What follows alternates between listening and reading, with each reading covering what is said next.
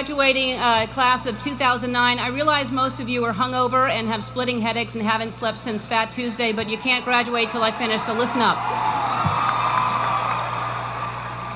When I was asked to make the commencement speech, I immediately said yes. Then I went to look up what commencement meant, which would have been easy if I had a dictionary, but most of the books in our house are Porsches and they're all written in Australian. So I had to break the word down myself to find out the meaning. Commencement.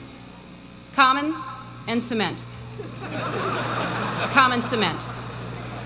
You commonly see cement on sidewalks. Sidewalks have cracks, and if you step on a crack, you break your mother's back. So there's that. But I'm honored that you've asked me here to speak at your common cement. I thought that you had to be a famous alumnus. You had to graduate from the school. And I didn't go to college here, and as I don't know if President Cowan knows, I didn't go to college at all, any college. And I'm not saying you wasted your time or money, but look at me, I'm a huge celebrity.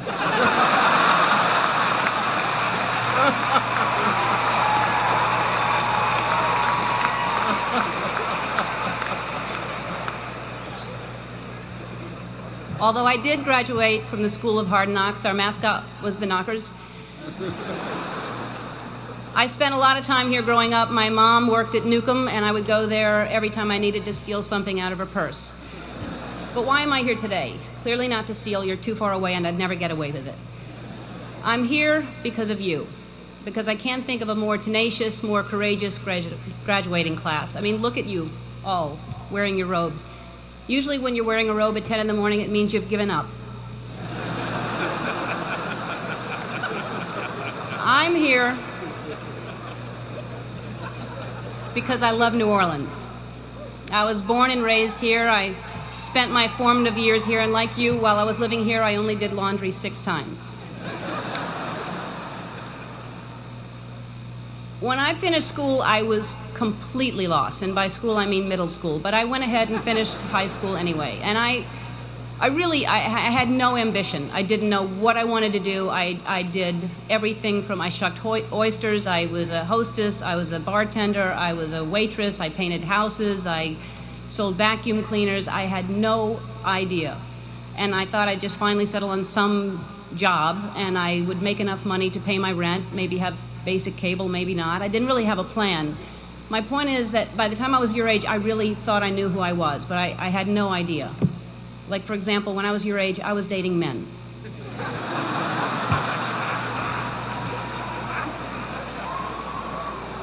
So what I'm saying is, when you're older, most of you will be gay. Is anybody writing this stuff down? Parents?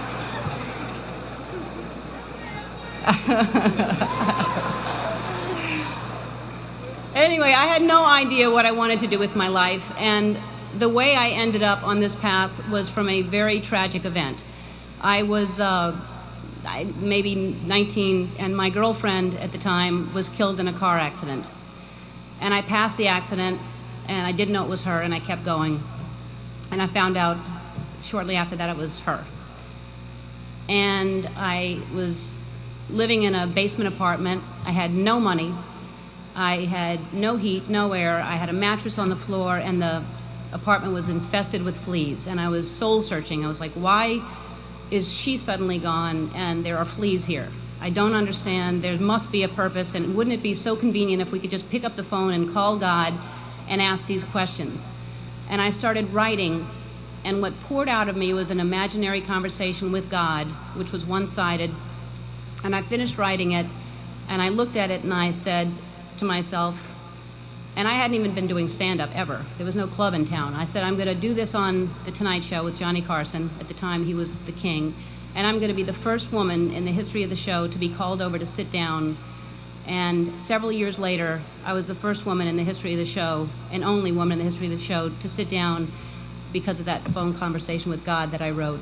And I started this path of stand-up, and it was successful, and it was great, but it was hard because I was trying to please everybody, and I had this secret that I was keeping, that I was gay, and I thought if people found out, they wouldn't like me, they wouldn't laugh at me. Then my career turned into, I got my own sitcom, and that was very successful, another level of success, and I thought, what if they find out I'm gay, then they'll never watch, and this was a long time ago.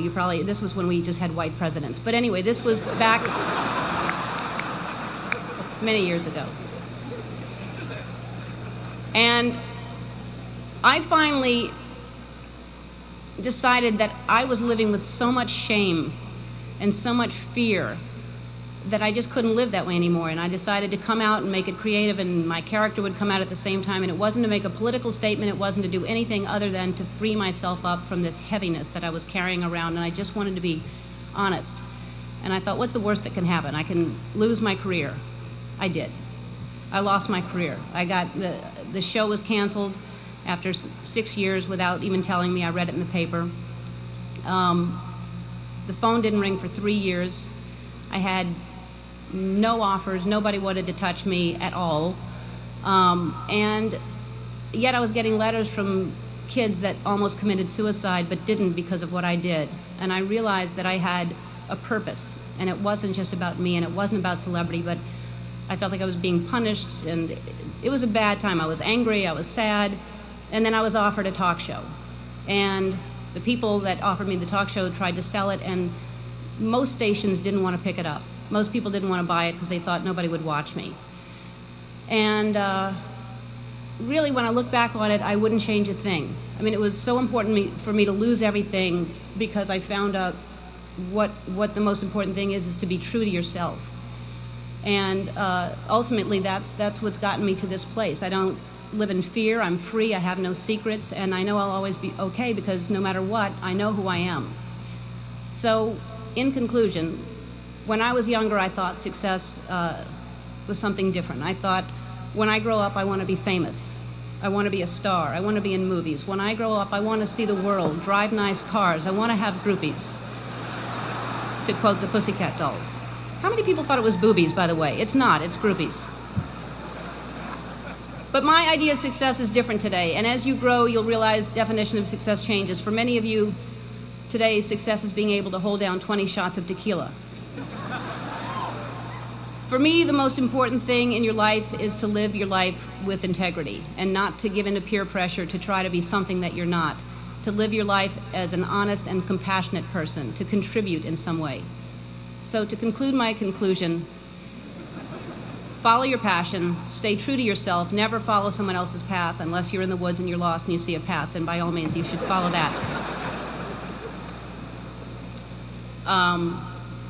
Don't give advice. It'll come back and bite you when they ask. Don't take anyone's advice. So my advice to you is to be true to yourself, and everything will be fine. And I know that a lot of you are concerned about your future, but there's no need to worry. The economy is booming. The job market is wide open. The planet is just fine. It's going to be great. You've already survived a hurricane. What else can happen to you? And as I mentioned before, some of the most devastating things that happen to you will teach you the most. And now you know the right questions to ask for your first job interview, like, is it above sea level? So to conclude my conclusion that I previously concluded in the common cement speech, I guess what I'm trying to say is life is like one big Mardi Gras. But instead of showing your boobs, show people your brain. And if they like what they see, you'll have more beads than you know what to do with. And you'll be drunk most of the time. So to the Katrina class of 2009, I say congratulations. And if you don't remember a thing I said today, remember this. You're going to be okay. Dum, do, doom, doom, doom. Just dance.